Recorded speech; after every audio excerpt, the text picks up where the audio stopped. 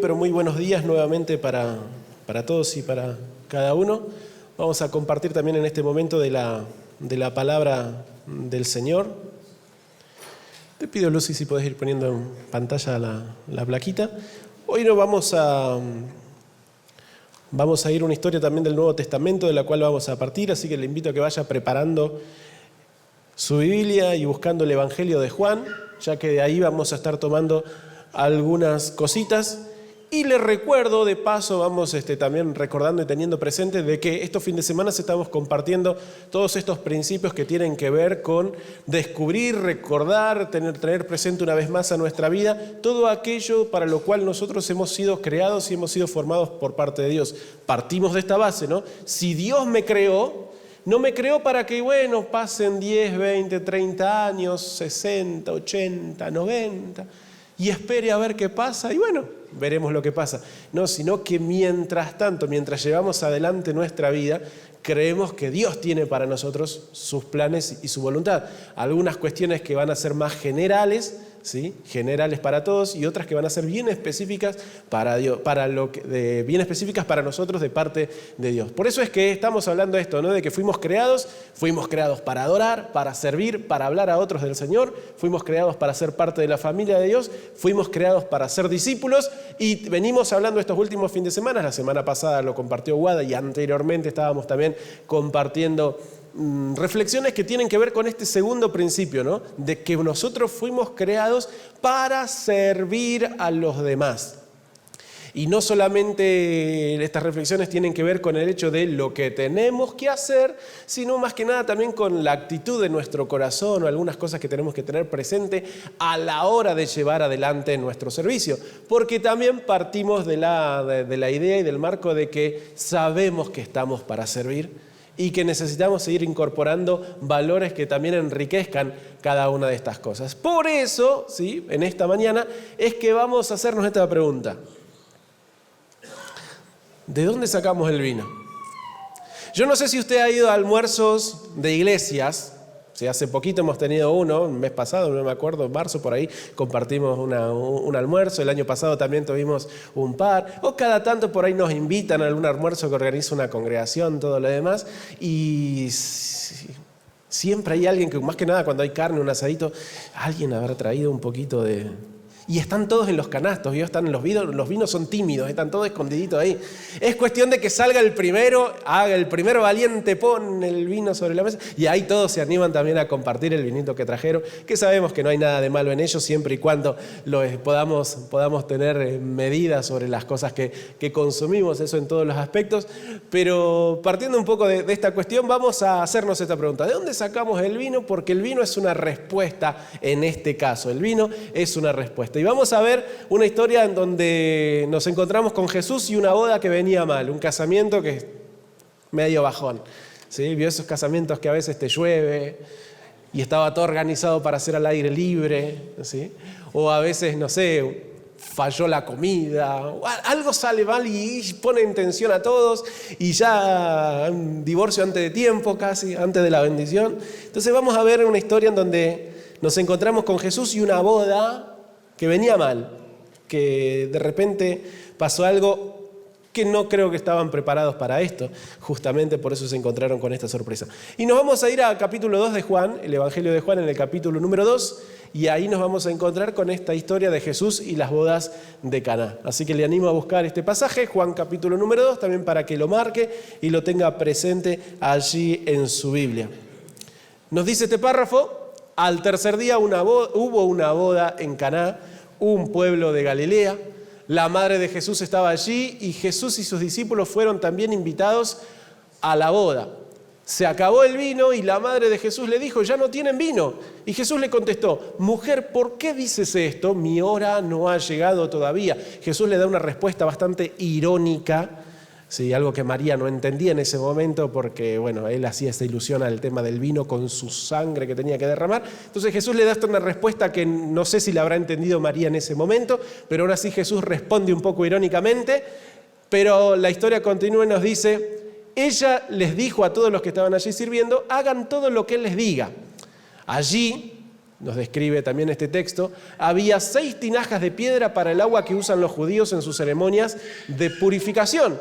En cada tinaja cabían como 50, 70 litros de agua. Saque el cálculo, ¿no? ¿Cuántas tinajas eran? Tenemos acá por acá, a ver dónde está el punterito acá. 6 tinajas y en cada una cabían más o menos 50, 70. Vamos a redondear en el mínimo 50 para hacer el cálculo más fácil. 5 por 6, 300 litros de agua. Por lo menos lo que cabía, ¿no? Sí, ahí. 300 litros de agua. Dice, en cada tinaja cabían 50, 70 litros de agua. Muy bien, avanzo a la próxima. Dice, y Jesús le dijo a los sirvientes, llenen de agua estas tinajas. Las llenaron hasta arriba y Jesús les dijo, ahora saquen un poco y llévenselo al encargado de la fiesta. Y así lo hicieron. El encargado de la fiesta probó el agua convertida en vino sin saber de dónde había salido. Solo los sirvientes lo sabían, pues ellos habían sacado el agua. Así que el encargado llamó al novio y le dijo, todo el mundo sirve primero el mejor vino. Y cuando los invitados ya bebieron bastante, o sea, ya no distinguen lo que están tomando, entonces se sirve el vino común y corriente.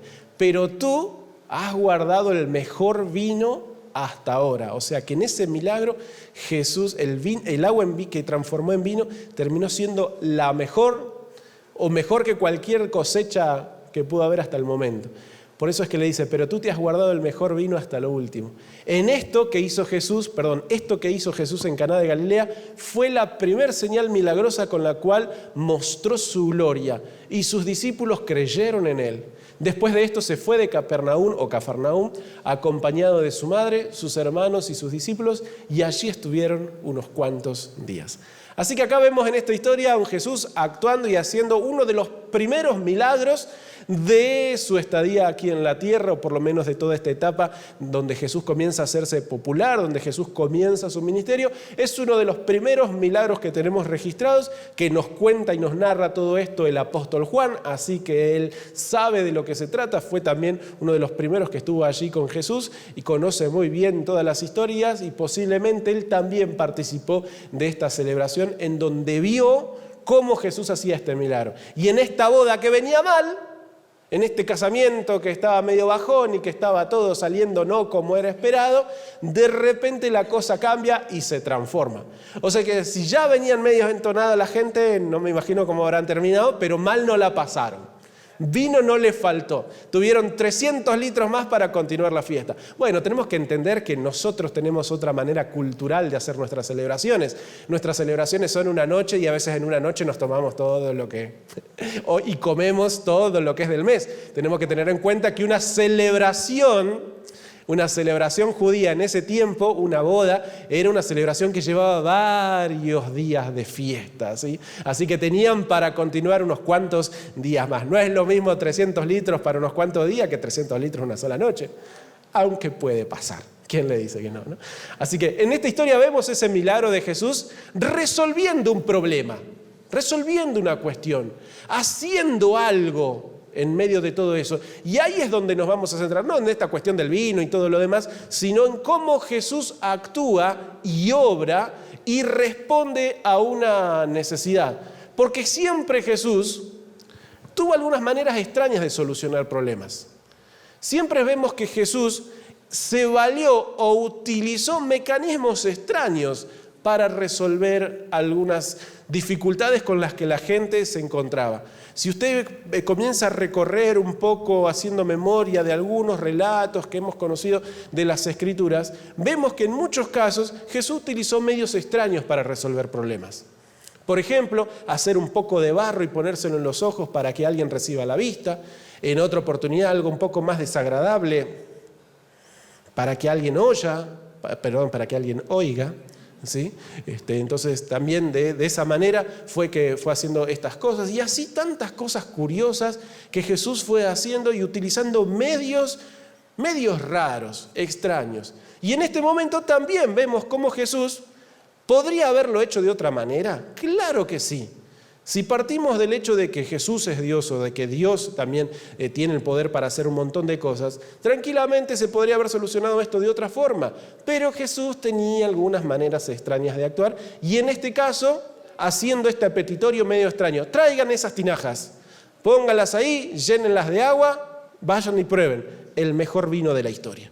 Entonces también resolvió un problema con una manera un poco extraña. ¿Podría haberlo hecho de otra forma? Sí, tranquilamente podría haber dado la orden y caía el camioncito ahí con todos los cajones listos. Posiblemente podría haber ocurrido algo de eso. O cualquier otra situación. O volver a llenar todas las botas de cuero y todos los lugares, todos los recipientes. Un montón de cosas podrían haber sucedido. Pero en esta oportunidad Jesús escogió hacerlo de esa forma, de esa manera, de esa característica, ¿no?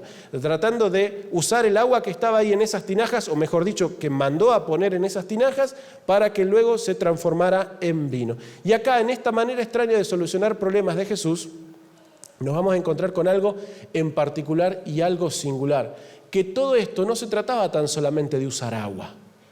Sí, acá lo que Jesús lo que estaba intentando hacer no era solamente mostrar lo que Él era capaz de hacer, lo que podía lograr, o porque el agua era un poquito especial y era capaz esa agua de transformarse en vino, sino que acá lo que Jesús estaba haciendo también es mostrar un poco o darnos indicios de cómo funciona Él y de cómo nosotros a veces también debemos adaptarnos en algunas circunstancias, también para poder resolver algunos problemas, también para poder resolver algunas situaciones, también para poder dar respuestas cuando hay necesidad.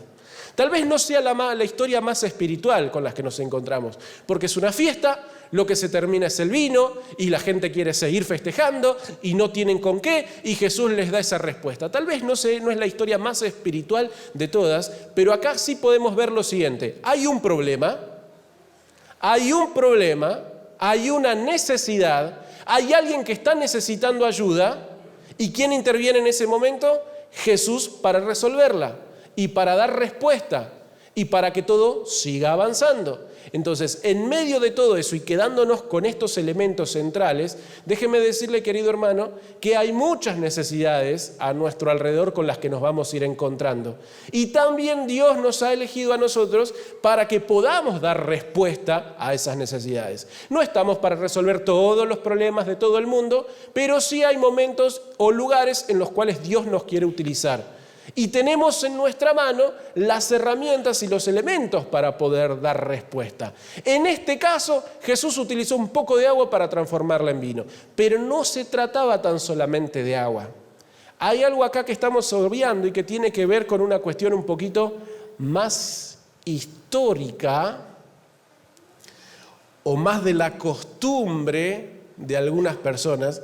Jesús no solamente usó agua para transformarla en vino, sino que Jesús en esa fiesta, ¿sabe qué hizo? Se metió con lo sagrado. Se metió con lo sagrado. Se metió con las cosas que no se tocan. Se metió con las cosas que esto no lo deberíamos usar para esta cuestión. Jesús en esta historia también fue bastante provocativo para con los fariseos. Algunos creen que esta celebración, esta fiesta, era parte de una familia farisea, porque no era común que cualquier persona o cualquier familia pueda tener en su casa tinajas destinadas para un rito sagrado dentro del pueblo judío. ¿Sí? En este caso se creía que quienes podían llegar a tener este tipo de elementos eran personas que estaban relacionadas con el culto o que participaban de alguna u otra forma de él o que pertenecían a alguna casta importante dentro de la comunidad religiosa, o fariseos o saduceos o algún escriba. Y en esta casa había 6 tinajas, que no eran jarroncitos comunes y corrientes, sino que eran tinajas, fuentes, ¿sí? Imagínese una cosita así grandota que le cabe casi 50, 70 litros, pero que no se usaba para cualquier cosa. No era en esas fuentes como que nosotros usamos para juntar agua para la lluvia, para regar las plantas, o que usamos tal vez, para otra cuestión más de la vida cotidiana. Estos elementos, estas fuentes, estos jarrones, ¿para qué se usaban? ¿Recuerda el relato que leímos? ¿Para qué? Para un rito judío que tiene que ver con la purificación. ¿sí? Esos tinajas se les vertía agua, se santificaba esa agua y ahí tan solamente se podía usar para santificar las manos, para hacer todo un lavamiento sagrado de algunas cosas, por lo cual esa agua purificaba todo lo que tocaba, limpiaba todo lo que tocaba y esas tinajas no se podían contaminar. No podía contener ninguna otra cosa que se considere no sagrado, que se considere que podía llegar a hacer mal a toda la cuestión santa del momento. ¿Y Jesús con qué se metió? Con lo sagrado, con lo que no se podía tocar. En vez de buscar otras fuentes, en vez de buscar otras jarras, en vez de buscar otras cosas, en vez de pedir, no sé, tráiganme un fuentón, no, se metió con esos elementos que no se pueden tocar. Con los jarros o con las fuentes, con esos recipientes que estaban destinados para la purificación. Y el hecho de que el agua se haya transformado en vino, automáticamente hace que esos jarrones hayan quedado impuros y de los cuales no se podían usar más. No se podían usar más para el rito de la purificación. Ya no se podían llevar al templo, ya quedaban inutilizables, quedaban inservibles. Con todo esto yo me quedé pensando hace unas semanas atrás cuando justamente me encontré con este pasaje y resaltó esto, ¿no? De Jesús metiéndose con lo sagrado.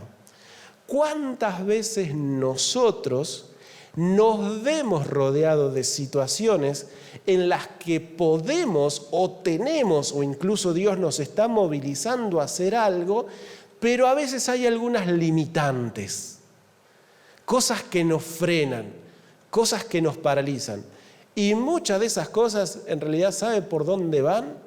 Por el hecho de las cosas que consideramos también que no se pueden tocar, que están reservadas para otras cuestiones y que no la podemos utilizar para otra cosa.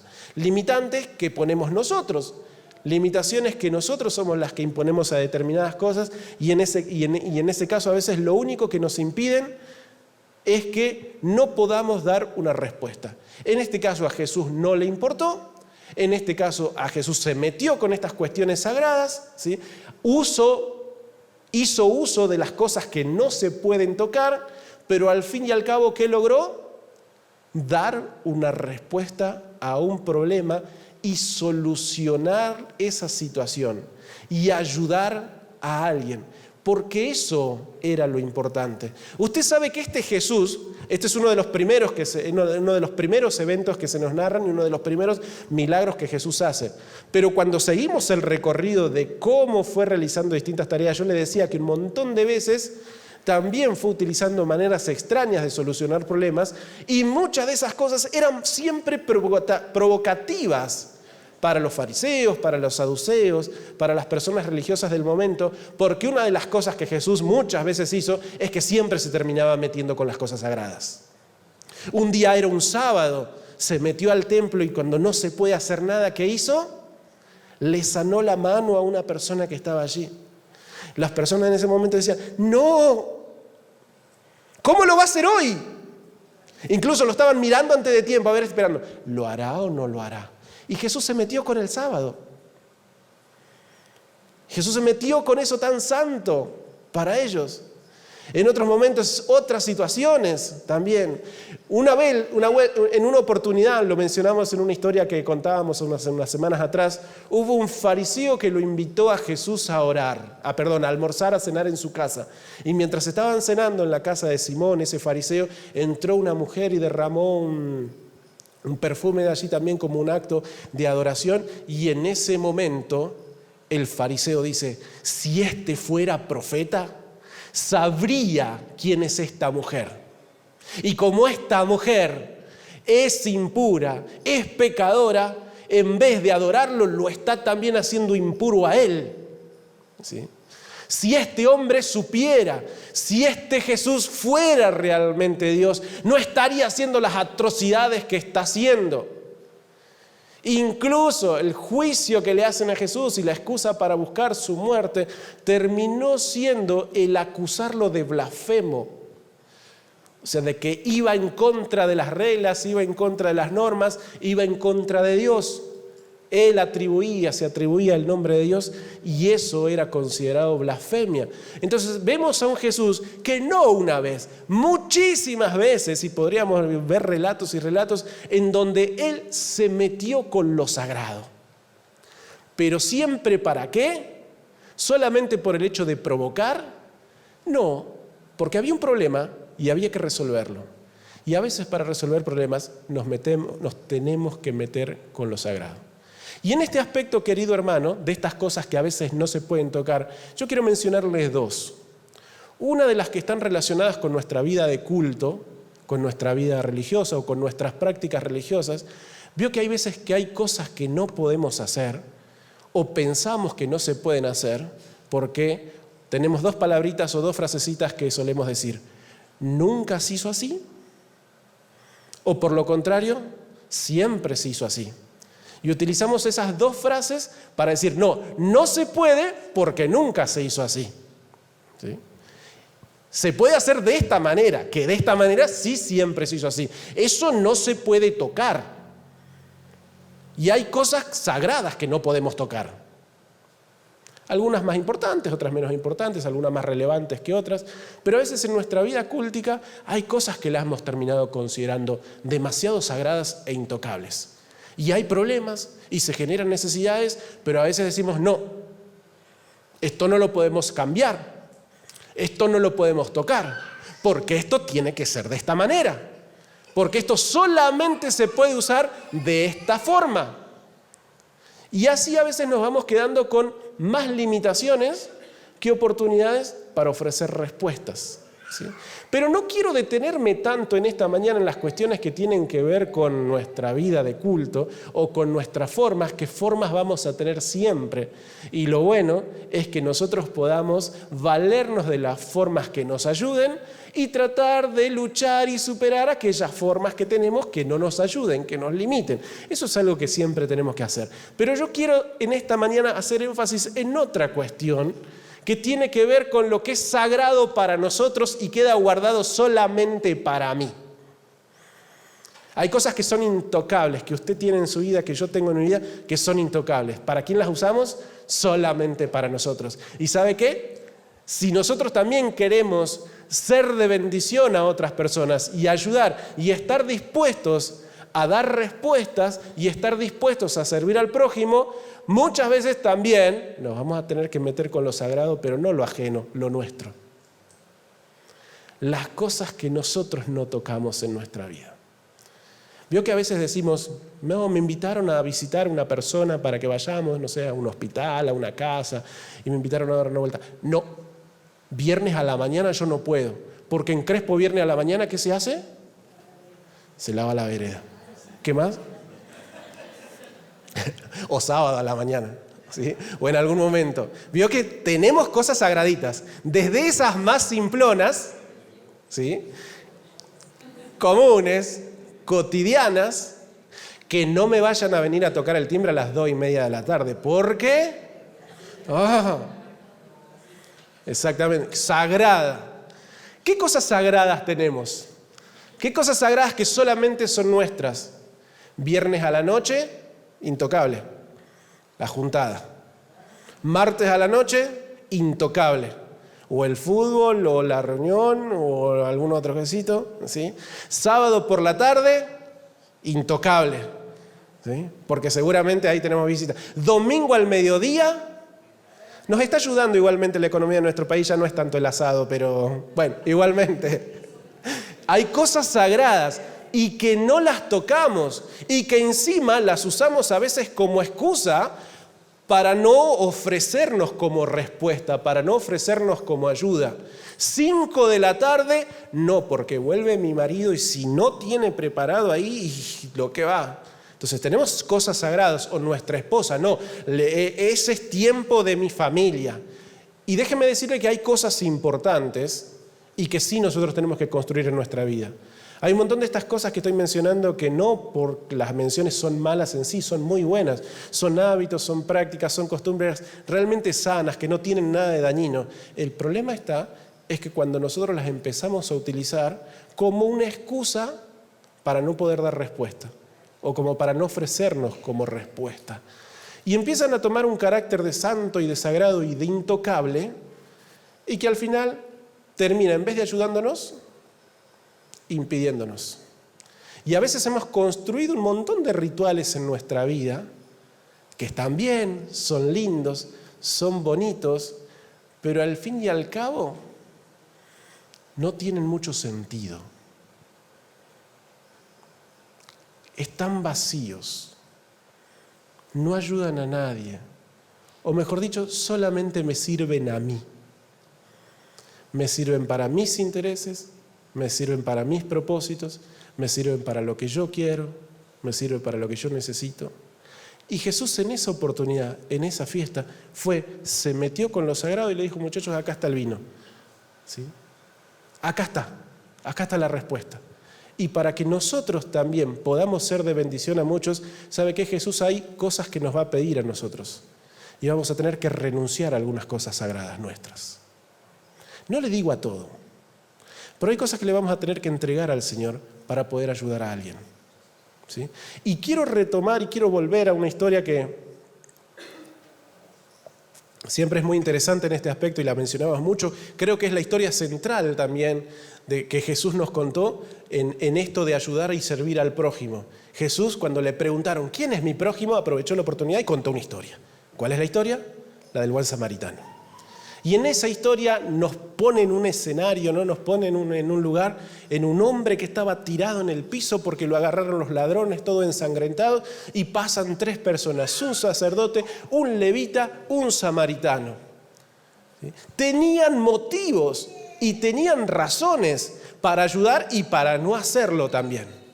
Sacerdote, levita, los 2 primeros personajes. Usted sabe que si ellos estaban yendo al templo a servir o a adorar, tocar a esa persona que estaba ahí automáticamente los deshabilitaba para poder ejercer el sacerdocio o el servicio ese día. Automáticamente, porque tocar sangre ya los dejaba inmundos, tocar a alguien tirado por el piso ya los incapacitaba para poder seguir sirviendo ese día en lo que tenían que hacer. Y esto no es algo que al samaritano no le afectaba. Claro que le afectaba, incluso muchas más cosas todavía, por las cuestiones raciales, sociales y de discriminación que había en ese momento por pertenecer a comunidades diferentes. Pero aún así, en este relato, vemos cómo Jesús enfatizó a aquellos que dejaron un ratito al lado lo sagrado suyo personal y se dispusieron en beneficio de otra persona. Y se dispusieron en beneficio de la respuesta que alguien más podía llegar a recibir. El sacerdote, el levita, pensaron en lo que ellos perdían. Si yo hago esto, pierdo mi oportunidad, pierdo mi servicio, pierdo mi lugar. Mientras que el samaritano también iba a perder un montón de otras cosas. Pero en ese caso, ¿qué era más importante? Poder ayudar a alguien, poder resolver el problema de alguien antes que todos los intereses personales que podían llegar a tener en cuenta y que podrían haber sido muy válidos y que pueden haber sido muy loables, pero aún así se animó a tomar ese riesgo y actuar en misericordia. ¿Qué es lo que Jesús resalta de toda esta historia? Incluso Jesús pregunta, ¿quién es el prójimo de ese? Y la persona que estaba preguntando es el que tuvo de él misericordia. Hay veces en que van a luchar 2 cosas en nosotros. Vamos a tener 2 conflictos peleando, ¿sí?, en nuestra vida. Vamos a tener dos cosas que van a estar peleando en nuestra vida. Lo que nosotros consideramos importante y al mismo tiempo lo que sabemos que es correcto hacer en el momento. ¿Sí? Lo que es correcto hacer en el momento. Vuelvo a la historia de las bodas de Caná. ¿Qué era lo importante? Para Jesús, ¿qué fue lo importante en ese momento? ¿La tinaja o las personas? ¿Qué era más importante? ¿La santidad de las tinajas o las personas? Le hago la misma pregunta y ahora llevándolo para nosotros. Para nosotros, ¿qué es más importante? ¿Mis cosas sagradas o la posibilidad de ser de bendición a otro? ¿Qué es lo más importante? A veces, por darle importancia a las cosas equivocadas, nos hemos quedado sin la posibilidad de ayudar a alguien. Muchas personas se han quedado sin respuesta. por darle la importancia equivocada a las cosas equivocadas, ¿sí?, es que muchas veces no hemos podido ofrecer soluciones. Todo lo contrario, hemos generado más problemas. ¿Se acuerda cuando antes, ahora no lo decimos tanto, ¿no? Más o menos, hemos cambiado las cosas. ¿Se acuerda cuando decíamos, no, pero la tele es del diablo, ahí no hay que meterse? La radio, internet, pero peor aún, no, ¿cómo vas a mandar a tus chicos a la facultad? En la facultad le van a lavar la cabeza, le van a meter un montón de ideas del diablo. Y así es como conservando y tratando de conservar cosas santas y sagradas y puras, nos fuimos corriendo de tantas oportunidades de marcar diferencia y hacer algo al respecto. Entonces yo en esta mañana, querido hermano, el desafío del cual le quiero plantear y que cada uno de nosotros nos podamos hacer es, muchas veces vamos a tener una oportunidad de hacer algo al respecto, porque muchas veces va a faltar vino. Muchas veces va a faltar vino, ¿sí? Muchas veces se van a quedar personas sin respuesta, muchas veces nos vamos a encontrar con gente que tiene y necesita y precisa una oportunidad. Muchas veces vamos a necesitar del vino, pero sabe que ya lo tenemos. Lo que pasa es que a veces lo estamos buscando en el lugar incorrecto. Hay momentos en que nos vamos a tener que meter con nuestras propias cosas santas y decir, Señor, no lo voy a guardar para mí, lo voy a poner en tus manos para que tú puedas utilizar esto y que sea una respuesta para alguien. Entonces hay cosas que nosotros hemos apartado solamente para nosotros, que no queremos que nadie se meta con esto, pero yo le pregunto, ¿no será que hoy lo podemos ofrecer como una ofrenda a Dios para que también lo use? ¿No será que podemos de nuestro tiempo que es tan sagrado, tan nuestro y tan personal y tan para mí, para mi familia, poder decirle al Señor, Señor, te lo ofrezco? ¿No será que tenemos nuestro auto que no se sube nadie? ¿Sí? Yo he conocido personas, tal vez nos encontremos acá con gente muy parecida, pero he conocido personas que les hacían sacar el calzado, las medias a sus hijos, las ponían en el baúl en una bolsita, ¿sí? Recién después se podían subir al auto y cuando se bajaban iba a abrir el baúl, en la bolsita y les ponían los pies. Ese auto estaba más limpio que mi boca. Tenía menos microbios, ¿sí? Hay cosas sagradas, intocables. ¿Qué le parece si dejamos que se ensucie un poco nuestro auto y subimos a alguien que está parado en la calle y que necesita volver a su casa? ¿Sí? ¿Qué le parece si empezamos a sacrificar algunas cosas? La casa donde nadie entró, no, porque a mi casa nadie entra. Mi casa está para mí, mi familia. ¿Qué le parece si alguna vez, en alguna oportunidad, invitamos a alguien a que comparta la mesa con nosotros? Porque está solo, porque no tiene con quién, porque no tiene con quién disfrutar, porque no tiene otra familia, compañera, con quien hablar un rato. Hay cosas que nosotros las hemos hecho tan sagradas, pero son tan simples al mismo tiempo y que la podemos ofrecer para que otro pueda también encontrar una respuesta. Aquello que es nuestro, aquello que nos pertenece, aquello que es intocable. ¿Por qué hoy no le decimos al Señor, Señor, acá está? Está bien, esta tinaja no me va a servir de vuelta para otra cosa, pero la sacrifico igual, porque lo importante no es yo salir beneficiado, lo importante es que alguien pueda encontrar una respuesta. Y si queremos servir a otros, y si queremos servir a los demás, déjeme decirle que vamos a tener que hacer sacrificios. Nos van a doler, pero valen la pena. Valen la pena y son muchas veces necesarios también.